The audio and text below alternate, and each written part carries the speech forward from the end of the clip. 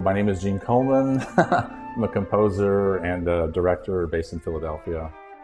I was asked to make video work for this program that Work for New Music is doing.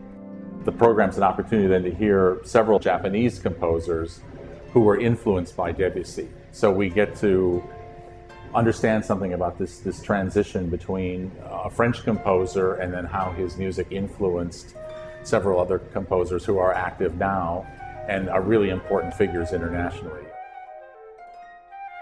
I was particularly curious about this relationship between Debussy and Takemitsu. At that point, I went about trying to make something using those two pieces of music and basically trying to make a visual corollary to these connections between these two composers.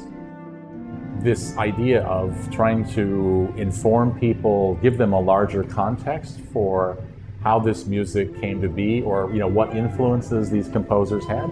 And there if we turn to the visual arts, we then access a much broader range of understanding. They can see these images, some of which they might recognize, or certainly the general feel of it is something that's going to be familiar to them.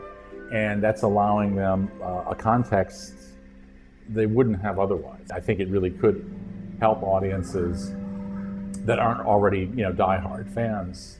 They could really find a new way of listening to this music through a framework like this.